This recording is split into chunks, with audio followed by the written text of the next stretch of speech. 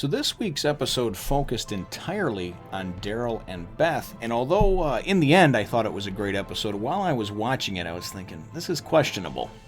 The Walking Dead, Season 4, Episode 12, Still, or Moonshine. Well, hello, my brothers and sisters of the Dead Nerd Nation. I, as always, am Jim, here to bring you another review on the awesome and gruesome and moonshine-filled tale of The Walking Dead.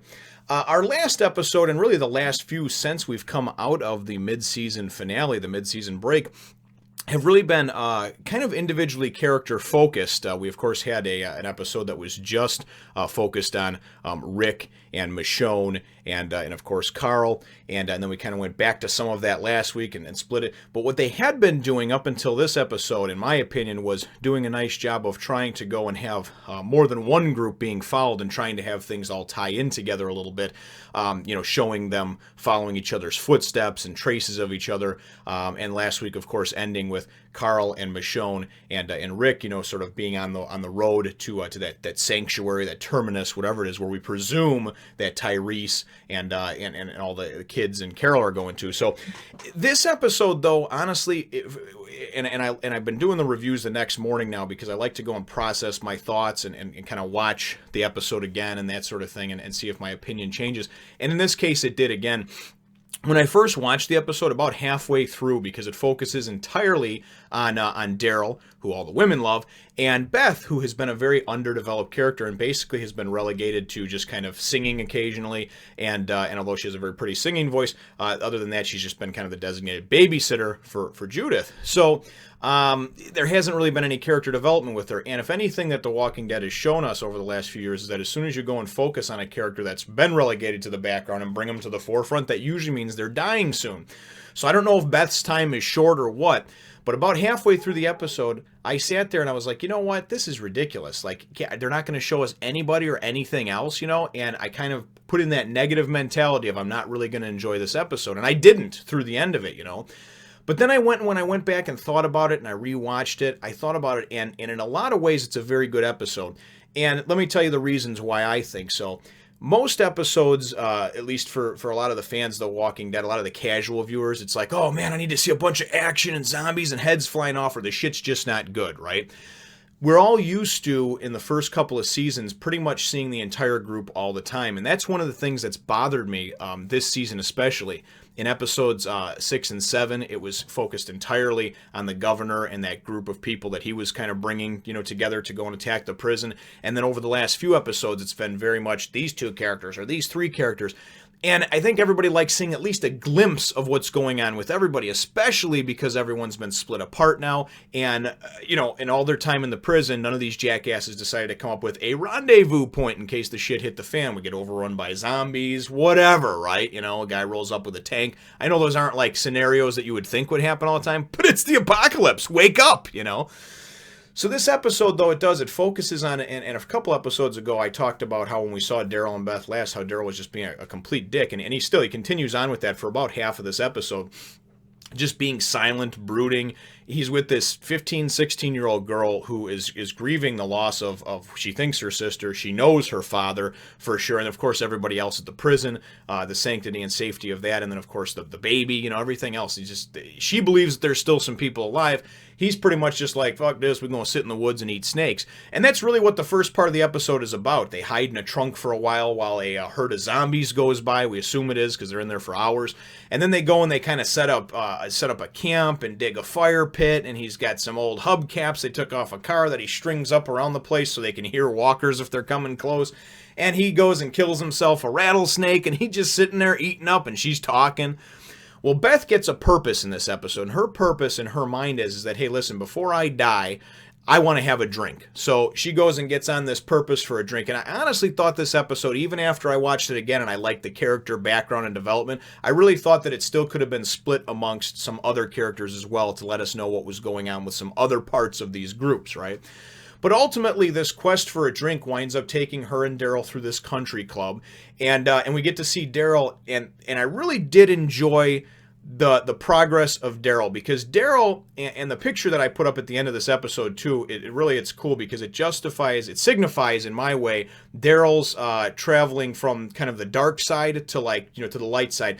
This guy, all his life, has pretty much just lived in the shadow of his older brother Merle, kind of bopped around doing whatever the hell he did, whatever illegal shit, drinking, drugs. I just kind of picture him as just sort of like this biker gang sort of backwater hillbilly fella, And you see as the episode progresses, he goes nuts on a bunch of walkers, which is like the action scene with a golf club and some other stuff inside the country club, and that was cool. But by the end of the episode, he's sitting, and him and Beth wind up going to this place Michonne and him had found, I guess, in the woods, this shack in the woods that was like a moonshine still, that someone was making moonshine at. And they're drinking moonshine, and Beth's a happy drunk. She gets drunk finally. She's all excited. And Daryl's like an angry drunk. Daryl gets angry, and he goes and pisses in the corner, starts yelling, goes outside, and there's a walker out there, and he's drunk trying to shoot his crossbow. And what winds up happening, though, as Daryl goes to pull the arrow out of the zombie and everything like that, is that he starts crying. He starts crying, and for a guy that, is this big, strong, tough guy, the kind of right hand of Rick and everything else, it was good to see his emotional barrier get broken down, because you think about it, and end of the world, man, couple years into it, all the things that have happened to them, I don't care how strong you are. You can put on that strong face all day long, but this guy's had a lot of inner demons. He feels like he's worth nothing. He feels like he has nothing to contribute to the world. And he struggled back and forth with kind of coming back from the dark side. And then when Merle died, kind of went back, and regressed a little bit. And then this season, I think he's kind of regressed a little bit again. But he winds up breaking down and just starts crying, man. He's like, maybe if I had kept hunting, the governor, and had found him, he wouldn't have rolled up to the prison with a tank. Maybe if I had done this differently.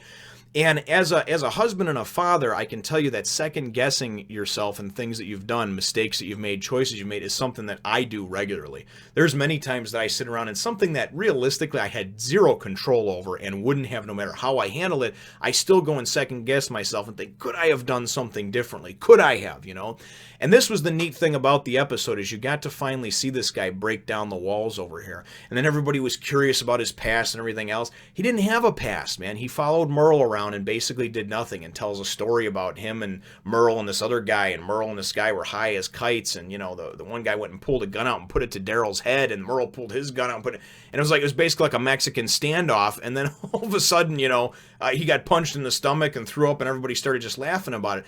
And it's a goofy story, but at the same time, somebody who lives this life of just drinking and drugs and just sort of living on the edge, that's what he was doing.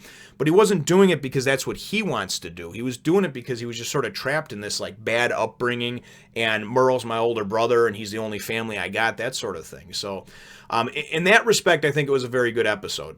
As far as moving the plot along, a lot of people are going to look at this and go, it was the stupid Daryl and Beth episode. It was a lot of filler.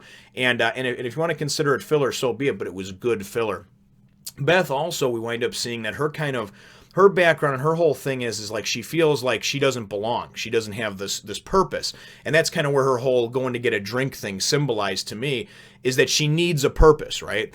She's the weak one. She's one that's not good at killing walkers. She doesn't have a specialty with crossbows or big machetes or a sword or any of that stuff. She's not strong like this person emotionally or physically. And she breaks down at the end and says that. And she's like, and a lot of people probably look at me and just think like, oh yeah, why is she still alive? Now, after a couple years, the oil is separated from the water, so to speak, or how do they say it? The cream rises to the top. And obviously the people that are still alive, whether they're good or bad, it doesn't matter about their moral compass. What it is that they're people that are useful, that are able to take care of themselves, and are physically and emotionally strong, So, and Beth, I don't think, is either one of those people. She kind of proves that she is in this one, but ultimately, though, the episode at the end of it, after, he kind of breaks down and, we see that he's an angry drunk and she's a happy drunk, they're sitting around and they have some good conversation. The last 5 or 10 minutes of the episode, for me, really helped to kind of bring things together in full circle, and we really find out more about these two characters, and now we give a shit about them. We care more about them. Now I know all the women care about Norman Reedus because of his lovely muscles and he's such a sexy man. I think he's a decent actor and he's got great potential, but ultimately, since I don't want to sleep with him on that level, I have never really cared too much one way or another. It's like, oh, Daryl's shooting people with his crossbow. Very cool, but at the same time, if he wasn't, whatever, man, no big deal to me. But it was nice to see that emotion from him, you know. And and as he started crying, I could just like feel the collective breath of every woman with a vagina in the United States or around the world going, "Oh, Daryl, I'll hug you, baby." So, all in all, though, it was nice. At the end of it, him and Beth wound up going in, and they actually just pour moonshine all over the floor and inside the cabin, you know, this place where it was, and they wind up lighting it on fire and kind of giving it a salute, you know, a moonshine salute, a middle finger to it.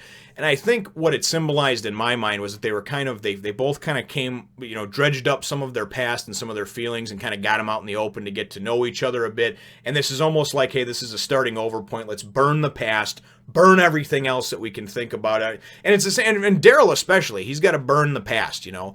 There was a point where he went and started flipping on Beth, talking about how she lived with this and that, and I didn't get no presents from Santa Claus, I didn't have no doll houses, I didn't have no this, and it makes you feel for his shitty upbringing and how this guy was brought up. But also, you know, I don't think that it was all, you know, unicorns and rainbows either for Beth.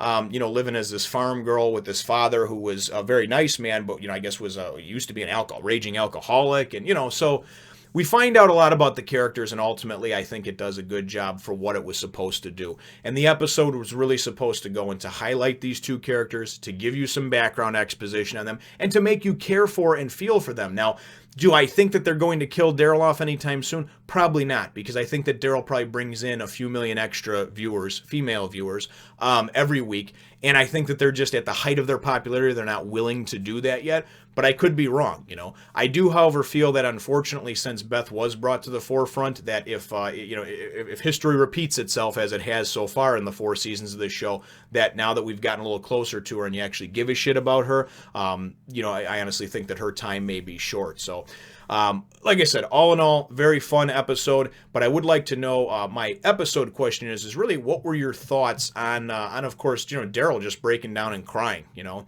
If there's one thing that I can tell you from being on this planet for 35 years is that, it takes a stronger, bigger man to finally let out some tears than it does to go and hold it inside, because I used to do the strong, brooding shit like my dad did, you know, and I just hold it inside and I hold it inside. And that shit works for a while, but ultimately it starts to eat away at you, and it just changes the way you are, your outlook on things, just your whole being. You're just negative about things because you have all these negative thoughts and emotions that you've bottled up inside.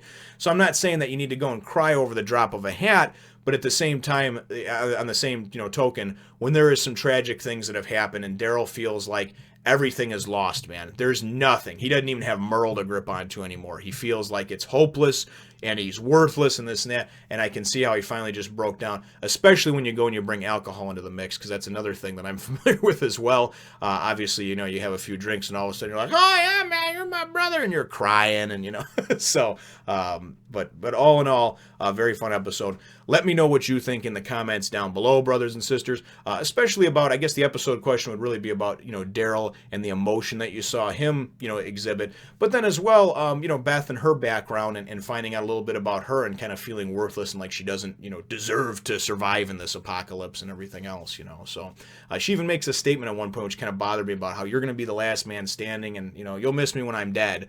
And it's almost like it's just a matter of time. I've already kind of resigned to that fact, but I'm going to live it up while I can, you know. So anyways, that's all we got for you this week, folks. We'll certainly look forward to catching you in the next one. Feel free to hit the thumbs up, the like button if you should think that I deserve it. Subscribe if you haven't done so already. And as I said, we will look forward to catching all of you deadheads in the next one, nation.